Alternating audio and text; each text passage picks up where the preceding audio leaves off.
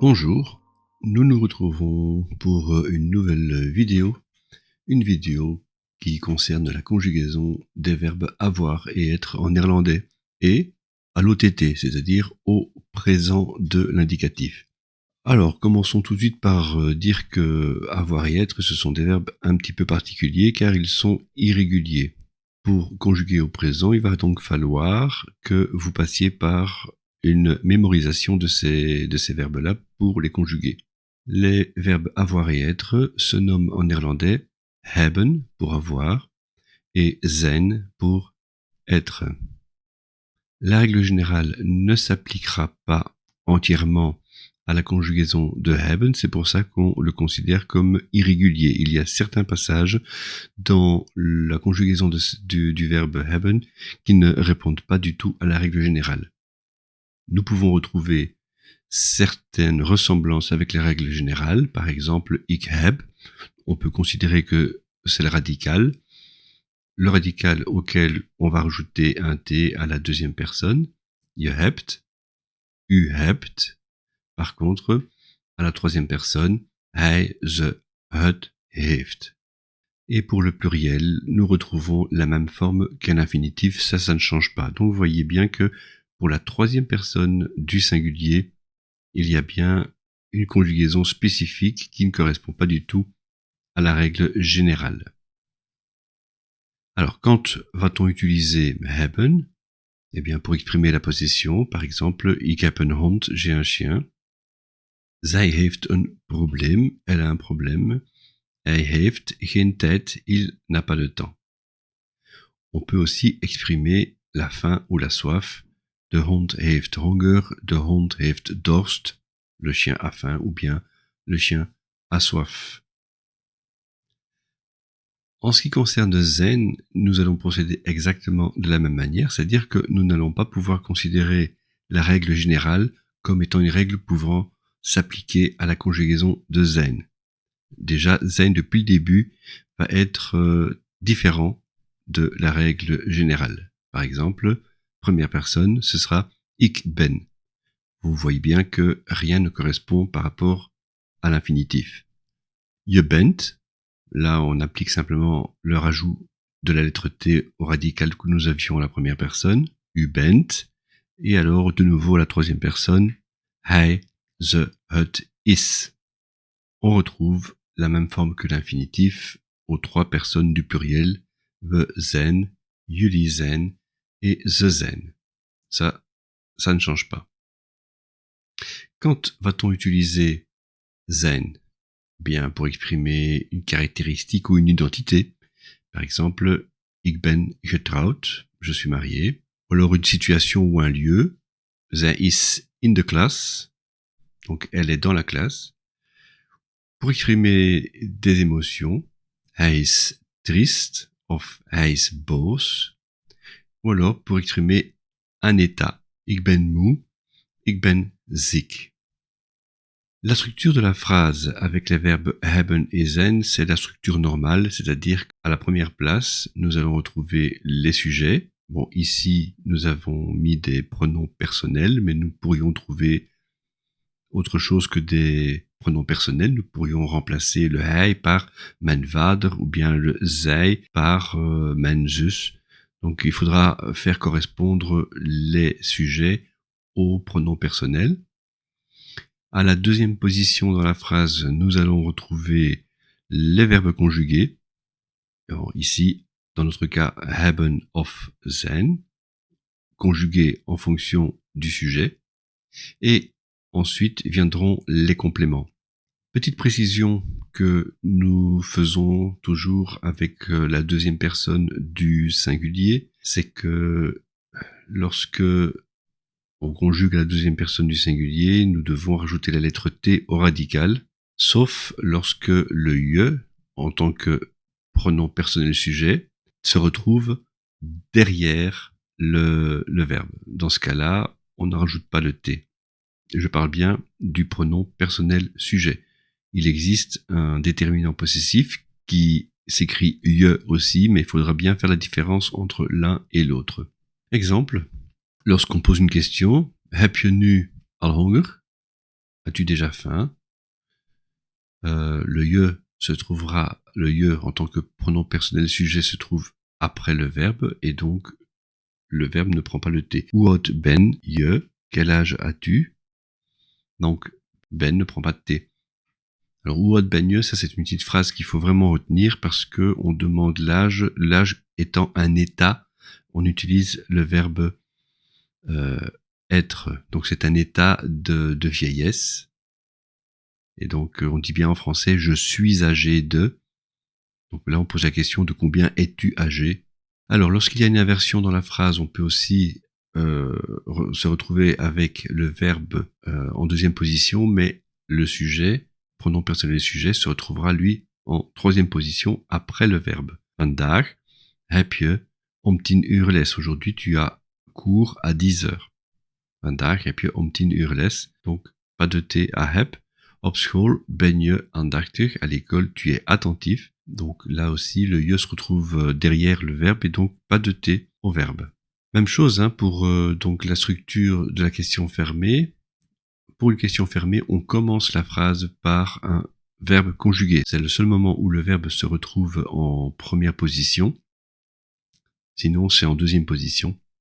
Donc c'est lorsqu'on a affaire à une question fermée. On commence par le verbe, ensuite on a le sujet. Le pronom personnel jij ou je, c'est la même chose. Leurs verbes conjugués ne prennent pas de T à partir du moment où ils se trouvent derrière le verbe. Et nous mettons les compléments ensuite. Je vous propose de faire quelques petits exercices. Vous avez ici une série de 10 phrases que vous allez devoir compléter par une forme conjuguée du verbe hebben. Donc, il ne faut pas réfléchir au sens de la phrase parce que ce sera toujours hebben, mais à vous de l'accorder avec le sujet. Je vous propose de prendre de quoi écrire, de mettre la vidéo sur pause et de reprendre lorsque vous êtes prêt à corriger.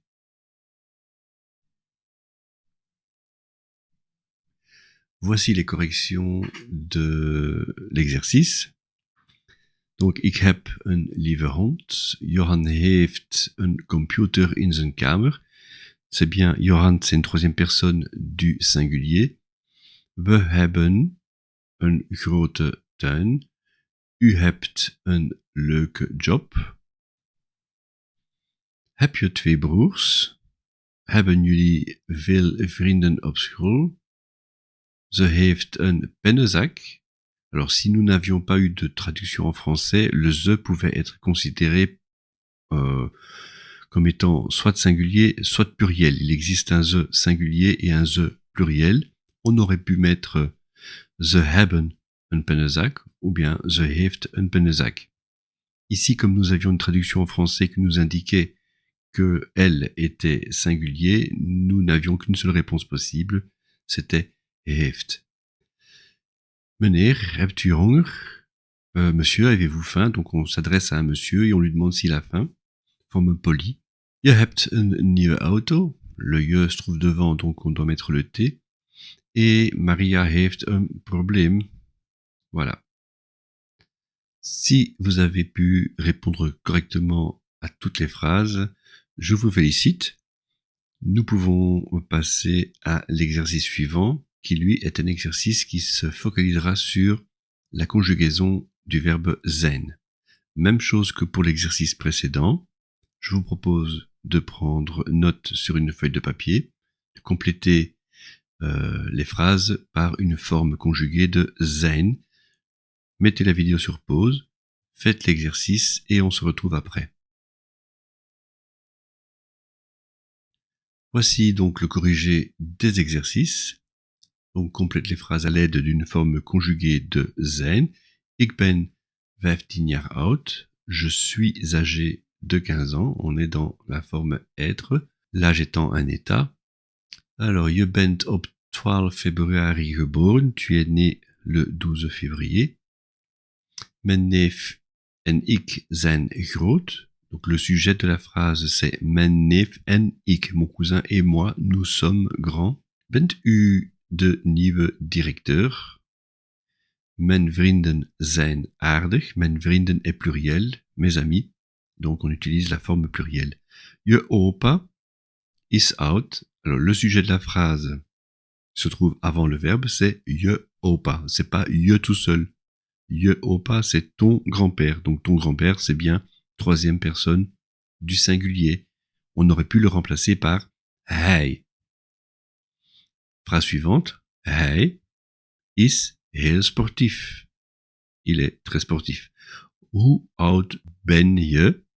Le je se trouve derrière le verbe, donc n'oubliez pas de ne pas rajouter le T. Is je moeder ziek? Attention. Donc, quel est le sujet de la phrase? Ce n'est pas je, c'est je moeder, ta maman. Ça va? Donc, le je ici, ce n'est pas un pronom personnel sujet, c'est un déterminant possessif. Ton, ta ou bien tes. Is je moeder ziek? Ta mère est-elle malade? Ben jij op vakantie? Jij, qui est exactement la même chose que je, sauf que c'est une forme emphatique, ça veut dire qu'on va un petit peu insister plus que sur le je normal. On va pouvoir traduire par es-tu toi en vacances? On insiste un peu plus. Si vous êtes OK, si vous avez bien réussi votre exercice, à ce moment-là, on peut passer à la troisième étape, c'est-à-dire un exercice mélangé. Les exercices mélangés, là, il faudra tenir compte du sens de la phrase pour pouvoir choisir votre verbe. Vous allez compléter à l'aide d'une forme conjuguée, soit de hebben, soit de zijn. Même chose que les deux autres exercices, vous mettez sur pause, prenez le temps de bien réfléchir, de vérifier vos réponses, de comprendre, on ne répond pas n'importe quoi, on ne répond pas au hasard. Donc, on met la vidéo sur pause, on fait l'exercice et on passe à la correction juste après. Voici la correction de l'exercice. Ik ben lerares. Je suis professeur parce que professeur c'est une fonction, c'est une identité, un métier. Je hebt kinderen, c'est une possession, donc tu as des enfants. We zijn ziek, nous sommes malades, donc c'est un état. Être malade, c'est un état. Hij heeft een zus, il a une sœur, possession. U bent postbode, forme polie, on met bent, et postbode étant un métier, on est dans l'identité. Je hebt een broer, de nouveau, possession, tu as un frère. Le je se trouvant devant, on met le T. Ik ben Belg, Belg étant une nationalité, donc c'est une identité aussi. Ik ben, première personne du singulier, le verbe zijn. Zijn jullie moe? Moe, fatigué, c'est un état, donc on utilise le verbe zijn. Ik heb een vraag, j'ai une question. Et we zijn studenten, nous sommes des étudiants. Zijn étant utilisé parce que nous avons affaire à une identité. Voilà. Si vous avez résolu les exercices de manière satisfaisante, c'est-à-dire une ou deux mauvaises réponses par exercice, on peut considérer que vous avez compris la matière. Cherchez quand même à savoir pourquoi vous avez fait des erreurs. Comprenez un petit peu le sens des phrases. Et lorsque vous vous sentez prêt, on peut encore passer à la suite. Je vais attirer votre attention sur un autre verbe irrégulier au présent. On a vu les deux grands, c'est-à-dire hebben et zijn. Il y a un autre verbe qui est un petit peu plus discret, c'est komen. Alors, komen, quand on va vouloir conjuguer ce verbe-là, on va pouvoir prendre le radical, c'est-à-dire qu'on va diviser le verbe en une racine et une terminaison. Si on fait la règle des syllabes, ko-men, la première syllabe c'est ko, la deuxième syllabe c'est men. Si on appliquait les règles d'orthographe, on devrait écrire kom pour le radical. Comme komen, c'est une syllabe ouverte, le son il est long, nous devons retrouver ce son long lorsque nous prenons le radical. Sauf que, dans ce cas-ci, ce n'est pas le cas. C'est pour ça qu'il est irrégulier. Il ne respecte pas les règles d'orthographe. Donc, kom, ce sera le radical. À partir de kom comme radical, on peut appliquer la règle générale. Donc, le radical ik kom, et à partir de là, je komt, u komt, hij, ze, het komt, et puis we, jullie, ze komen, on retrouve la même forme que l'infinitif. Voilà. À partir de maintenant, vous avez les armes en main pour pouvoir conjuguer les verbes hebben, zijn, et même le verbe komen, et tout ça au présent de l'indicatif en néerlandais. Bien joué!